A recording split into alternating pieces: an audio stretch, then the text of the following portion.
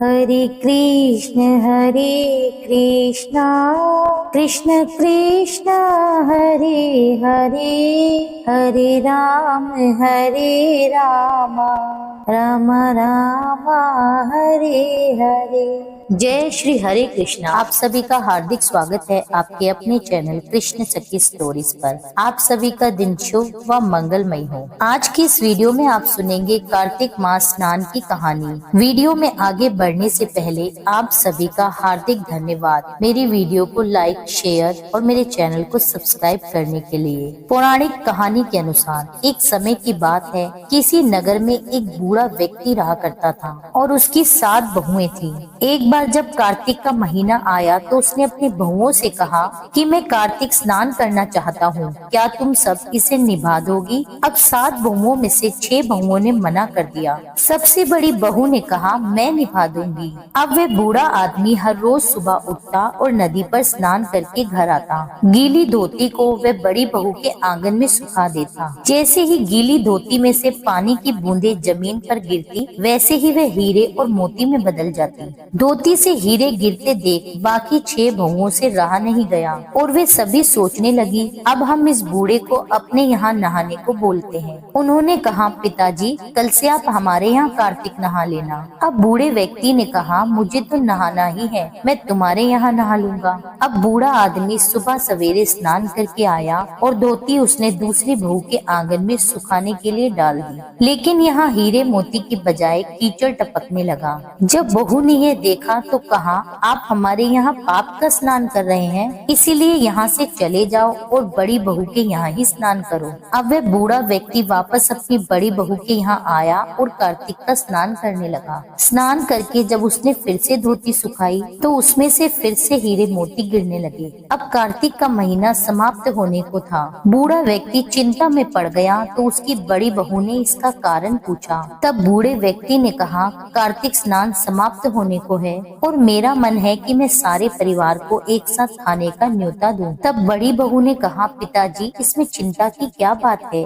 आप सभी को बुला लीजिए, मैं सबके लिए खाना बना दूं। बूढ़ा व्यक्ति जब सारे परिवार को निमंत्रण देने गया तब उसकी बाकी बहुओं ने कहा, जब तक ये बड़ी बहू घर रहेगी हम खाने पर नहीं आएंगे। बूढ़ा आदमी फिर से चिंता में पड़ गया कि ऐसे कैसे होगा और चिंता के कारण वह सूखने लगा।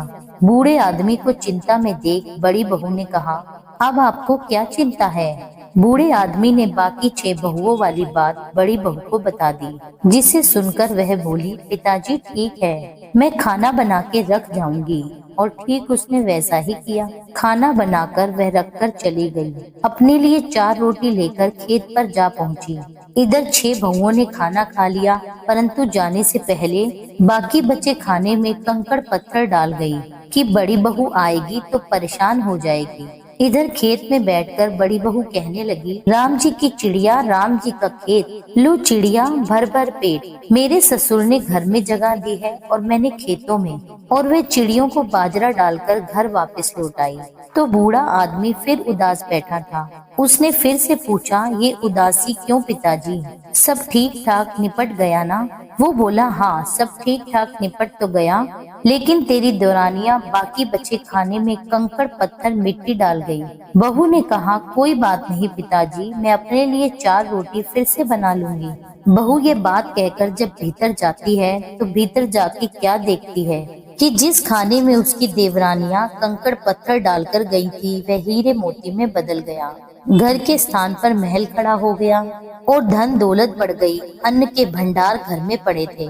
वो बूढ़े आदमी को बुलाकर कहती है, पिताजी आपने तो कहा था मेरे लिए कुछ नहीं बचा, लेकिन यहाँ तो हीरे मोतियों के भंडार हैं। पूरे घर में धन की वर्षा हो रही है। साधारण दिखने वाला घर महल में बदल गया है।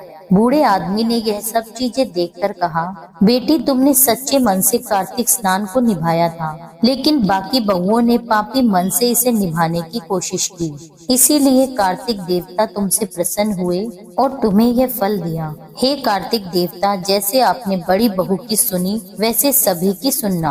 प्रेम से बोलिए विष्णु भगवान की जय। यह थी आज की कहानी। उम्मीद करती हूँ ये कार्तिक स्नान की कहानी आपको अच्छी लगी होगी। कहानी अच्छी लगी हो तो मेरी वीडियो को लाइक कीजिए, और जिन भी लोगों ने अभी तक मेरे चैनल को सब्सक्राइब ना किया हो वे प्लीज मेरे चैनल को सब्सक्राइब कर लीजिए। और आपसे विनम्र अनुरोध है कि इस वीडियो को अपनी फैमिली और फ्रेंड्स में शेयर कीजिए। मिलती हूँ आपसे एक अगली वीडियो में, जब तक के लिए जय श्री राधे।